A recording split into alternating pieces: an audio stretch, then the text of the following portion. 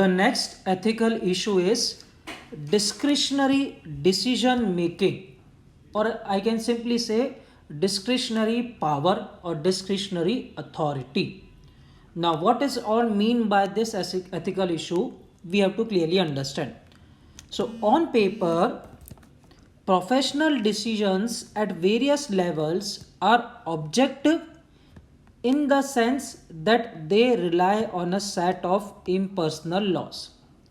So, understand this clearly. On paper implies that theoretically, professional decisions. We have just understood that any profession takes decisions. So, the decisions at various levels are objective. So, in theory, we say that all the decisions that are being taken or that will be taken by a professional will be objective. Why? Because they are based on set of impersonal rules or laws.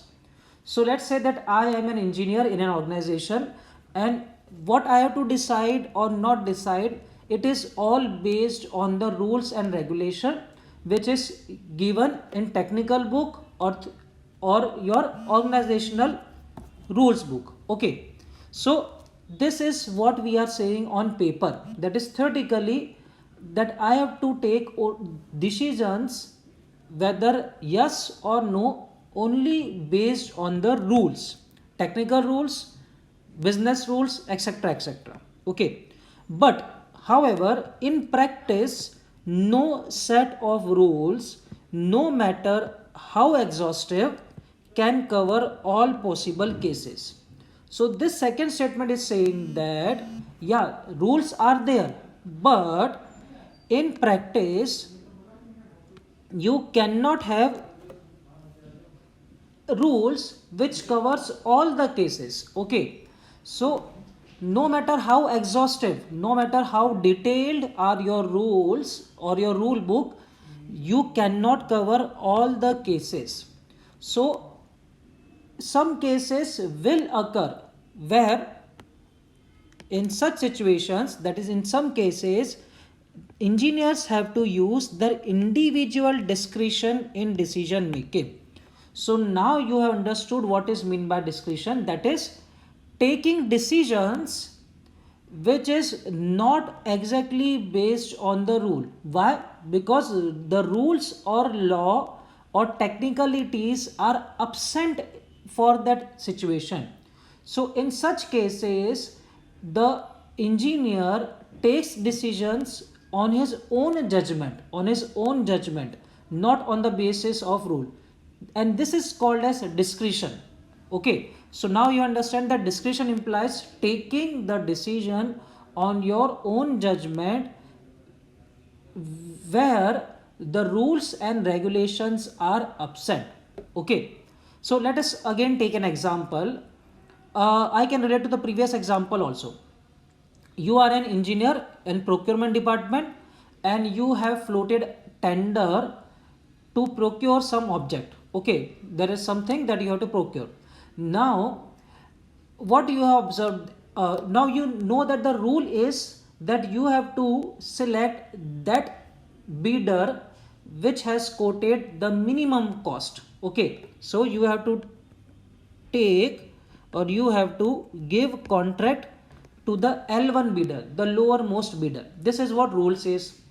Now, what has happened is two vendors have quoted same cost. Two vendors have quoted same cost of the material that you want to procure, and coincidentally both these costs are the lowest also. Okay, so let's say there is any object, there are various costs. Some vendor have quoted, let's say 10,000, another vendor has quoted 8,000, another vendor has quoted 7,000, and coincidentally there are two vendors who have quoted same cost 6,000, 6,000. So as per the rule, you have to give tender to the lowermost bidder, but here what is happening, both the bidders are the lowermost bidder. Okay, so here the rule is upset.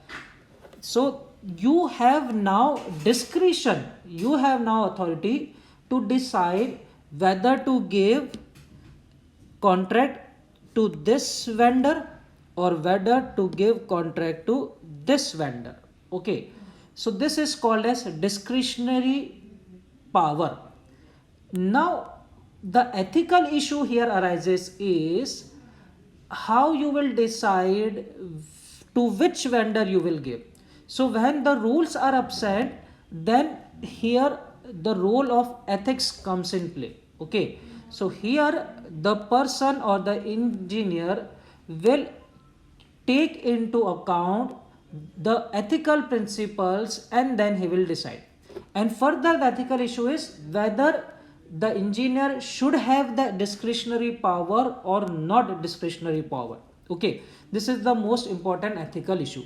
So in many organizations, the rules and regulation are set as exhaustive as possible so that almost no discretion power occurs. Okay, but there are other organizations which allow discretionary powers, and they think that when the person has discretion, then only a growth in organization occurs. The rules and regulation hinders the growth. And there is another viewpoint where the rules and regulations should be very exhaustive so that there is less amount of discretion, so automatically less corruption in the organization. So this is the issue. On one side, one school of thought suggests that there should be more discretionary power, other school of thought suggests that there should be as less discretionary power. But the problem occurs then if you have very less discretionary power, then there will be so many rules and regulation, and you cannot follow all the rules in any particular situation.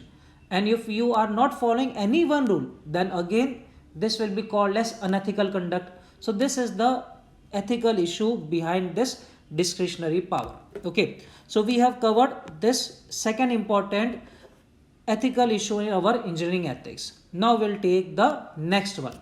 Thank you.